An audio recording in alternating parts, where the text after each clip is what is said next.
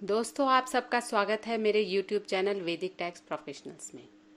अब जैसे कि न्यू फाइनेंशियल ईयर स्टार्ट हो चुका है, तो टीडीएस के कुछ ऐसे सेक्शंस जो पिछले फाइनेंशियल ईयर्स में और उससे पिछले फाइनेंशियल ईयर्स में इंट्रोड्यूस हुए थे, तो इस फाइनेंशियल ईयर के लिए हम उन टीडीएस सेक्शंस के बारे में बात करने वाले हैं इस वीडियो में। तो बात करते हैं TDS under section 194Q versus 206C sub section 1H।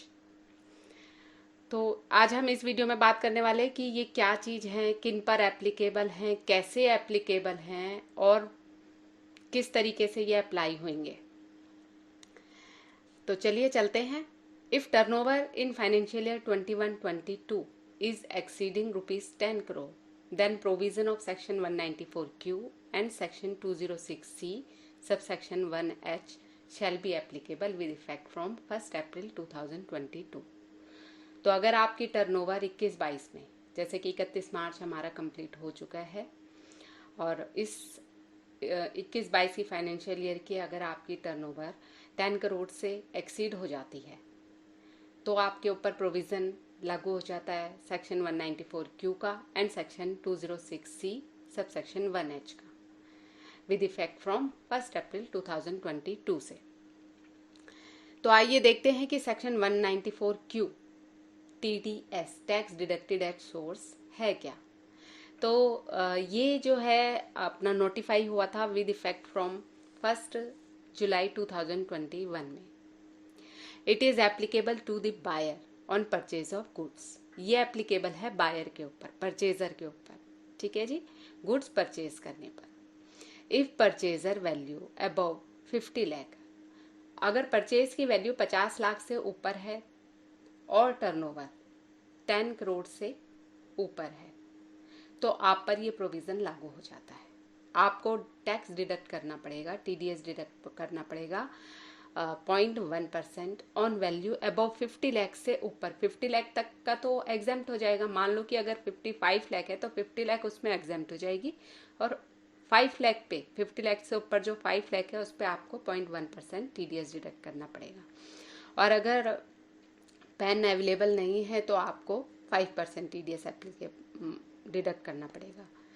TDS deducted at the time of payment और credit whichever is earlier. TDS deduct होगा जब आप पेमेंट करेंगे या आप उसके अकाउंट को क्रेडिट करेंगे, जो भी आपका अर्लियर होगा उस पर आप टीडीएस डिडक्ट करने के लायबल हो जाएंगे। तो ये तो है 194Q। अब बात करते हैं section 206C sub section 1H की। वो क्या है? TCS। तो ये एप्लीकेबल, ये नोटिफाई कब हुआ?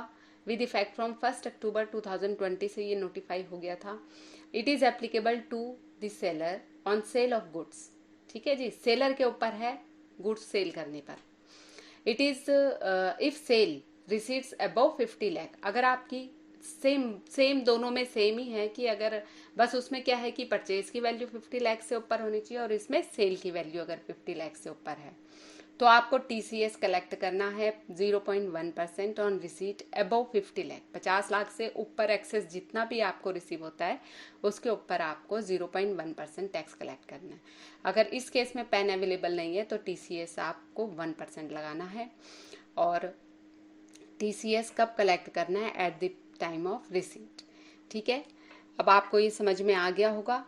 दोनों केस में क्या है? टर्नओवर आपकी 10 करोड़ से एक्सीड होनी चाहिए। दोनों केसेस में आपकी परचेज वैल्यू या सेल रिसीट्स जो है वो 50 लाख से अबव होनी चाहिए। टीडीएस भी 0.1% डिडक्ट करना है एंड टीसीएस भी 0.1% डिडक्ट कलेक्ट करना है।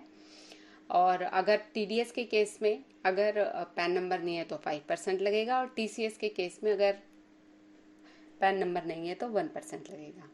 तो आई होप इतना तक तो आपको समझ में आ गया होगा। अब मैंने आपके लिए एक टेबल बनाई हुई है यहाँ पर, जिसमें मैंने टर्नओवर, रिसीट्स, ट्रांजैक्शन वगैरह जो है, ताकि आपको अच्छे से समझ में आ जाए कि कैसे करना है आपको। ठीक है, अब यहाँ पे फर्स्ट कॉलम में मैंने लिया है sellers turnover in crores, TCS 206C sub section 1H। ठीक है, TCS किस पर लगता है आप ध्यान दें। TCS कौन कलेक्ट करेगा? सेलर। और TDS कौन डिडक्ट करेगा? बायर। अगर TCS अगर सेलर की टर्नओवर 14 करोड़ है और सेलर की रिसीट जो है वो 55 लाख है। और इसी तरीके से बायर की टर्नओवर 11 लाख है, मतलब 10 करोड़ से क्रॉस कर गई। और बायर की जो ट्रांजैक्शन की वैल्यू है वो 55 है, मतलब सेम दोनों है। एक जगह सेलर है, एक जगह बायर है, दोनों की टर्नओवर 10 करोड़ से अबव है और दोनों की जो ट्रांजैक्शन और रिसीट्स है वो 50 लाख से अबव है। तो कौन सा सेक्शन एप्लीकेबल होएगा? सब सेक्शन एप्लीकेबल होएगा 194Q। उस पर TCS नहीं, जो आपका सेलर है वो आपका TCS नहीं काटेगा, बल्कि आप अपने बायर का TDS काटेंगे।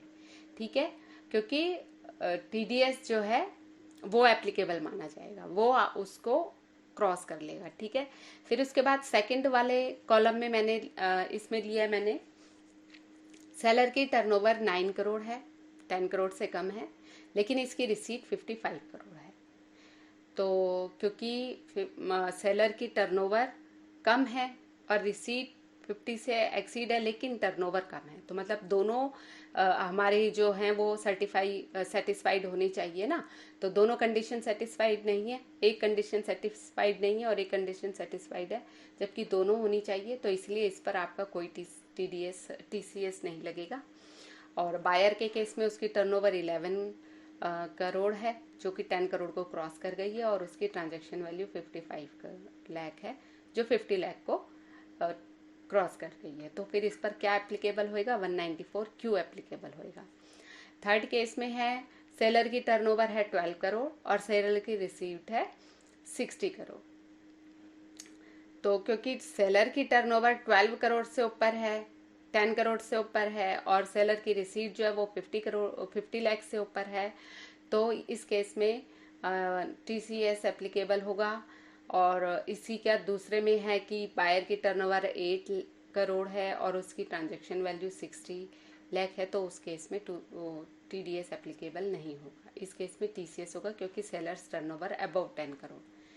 फिर उसके बाद फोर्थ केस में क्या है कि सेलर की टर्नओवर 8 करोड़ है और उसकी रिसीट 55 लाख है। तो ये तो यहाँ पे होगा ही नहीं, क्योंकि भाई उसकी टर्नओवर 10 लाख से कम है। और इधर जो है बायर जो है उसकी टर्नओवर 11 करोड़ है, ठीक है, लेकिन उसकी ट्रांजैक्शन 50 लाख है, तो 50 लाख को क्रॉस तो कर ही नहीं है। ठीक है, लेकिन टर्नओवर उसकी 11 करोड़ है, लेकिन वहाँ 50 लाख भी क्रॉस होनी चाहिए, तो इसलिए वो सेटिस्फाइड नहीं है कंडीशन, इसलिए ना तो इस पर TCS लगेगा और ना ही TDS लगेगा। इसी तरीके से नेक्स्ट कॉलम में आप देखिए, इसमें सेलर की टर्नओवर है 14 करोड़ और उसकी रिसीट है 45 करोड़। तो इसमें 45 लाख, तो इसमें 50 लाख से कम है, इसलिए इस पर कोई TCS एप्लीकेबल नहीं होगा। और यहाँ बायर के केस में क्या है कि उसकी टर्नओवर 8 करोड़ है और उसकी ट्रांजैक्शन वैल्यू 55 लाख है, तो इसलिए यहाँ पर भी ना तो कोई TCS एप्लीकेबल होगा और ना ही TDS एप्लीकेबल होगा। फिर उसके बाद जो है नेक्स्ट है सेलर की टर्नओवर 7 करोड़ है और उसकी रिसीट है 58 करोड़। क्योंकि 7 करोड़ 10 करोड़ क्रॉस नहीं करा, इसलिए नहीं एप्लीकेबल होगा इस पर कुछ भी। इसी तरीके से बायर में भी कुछ भी एप्लीकेबल नहीं होगा। ठीक है, फिर इसी तरीके से अपना जो लास्ट वाला कॉलम है उसमें देखिए कि सेलर की टर्नओवर 13 करोड़ है और उसकी रिसीट जो है 46 है, तो इस पर एप्लीकेबल नहीं होगा। उसी तरीके से बायर की भी 13 करोड़ है और 46 है, तो नहीं होगा। तो ये आपको ज़रूर समझना है कि आपकी टर्नओवर जो है वो 10, मतलब दोनों कंडीशन आपकी सेटिस्फाइड होनी चाहिए कि आपकी टर्नओवर 10 करोड़ से ऊपर होनी चाहिए और आपकी ट्रांजैक्शन और रिसीट जो भी है वो आपकी 50 लाख से अबव होनी चाहिए, तभी आप पर ये 2 सेक्शन एप्लीकेबल होंगे।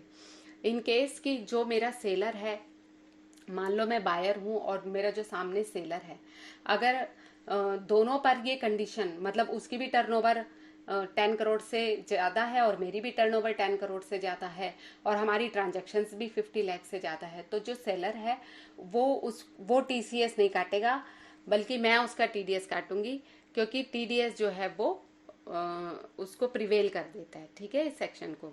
तो ये मैंने यहाँ पे नेक्स्ट स्लाइड में लिखा हुआ है, देखिए, if both sections are applicable in a particular case at the same time then section 194Q shall prevail over section 206C subsection 1H।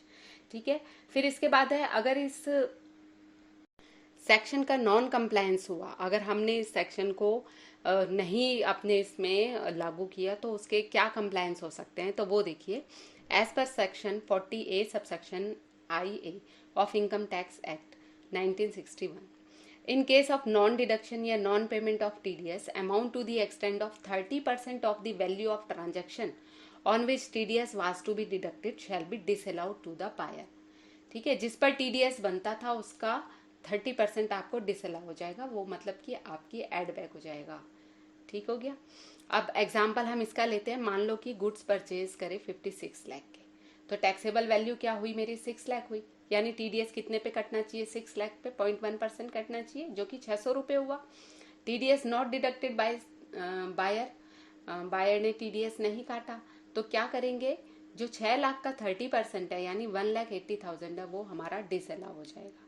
Disallow mean to से कि वो हमारा इनकम में ऐड हो जाएगा। ठीक है, आपको उसके ऊपर टैक्स देना पड़ेगा।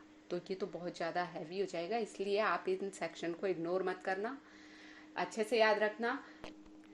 As per circular number 13/2021, if for any reason TCS has been collected by the seller under section 206C subsection 1H of the act before the buyer could deduct TDS under section 194Q of the same transaction, such a transaction would not be subjected to TDS again by the buyer.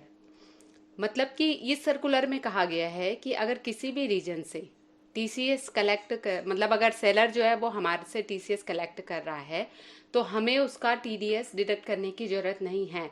जैसा कि मैंने पहले ही बोला कि हम लोगों को क्या करना है, उसको इन्फॉर्म कर देना है कि भाई मेरी टर्नओवर क्रॉस कर चुकी है और तो मैं लायबल हूँ TDS डिडक्ट करने के लिए, इसलिए आप मुझसे TCS कलेक्ट करना बंद कर दीजिए। ठीक है, तो such transaction would not be subjected to TDS again by the buyer. This concession is provided to remove difficulty. ये कंसेशन इसलिए प्रोवाइड किया गया है डिफिकल्टी रिमूव करने के लिए कि since tax rate of deduction and collection are same in this section 194Q and section 206C1H of the act, क्योंकि दोनों ही सेक्शन में जो है टैक्स का रेट तो सेम ही है, तो इसलिए अगर वो TCS कलेक्ट करते जा रहे हैं और मैं TDS नहीं डिडक्ट कर रहा हूँ तो कोई दिक्कत नहीं है मुझे। लेकिन क्योंकि मैं अवेयर नहीं हूँ शायद, लेकिन अगर मैं अवेयर हो जाती हूँ कि हाँ भाई मुझे काटना चाहिए, TDS डिडक्ट करना चाहिए, तो मुझे उसको बोलना पड़ेगा कि आप मुझसे TCS कलेक्ट करना बंद कर दीजिए, ये मेरी ड्यूटी है उसको इन्फॉर्म करने की। तो आई होप कि ये दोनों सेक्शन आपको बहुत अच्छे से समझ में आ गए हों, मैं आपको अच्छे से समझा पाई हूँ। तो अगर आपको ये वीडियो मेरी पसंद आती है तो प्लीज़ इस वीडियो को ज़्यादा से ज़्यादा लाइक एंड शेयर कीजिएगा एंड मेरे चैनल को सब्सक्राइब करना ना भूलिएगा। Thanks for watching.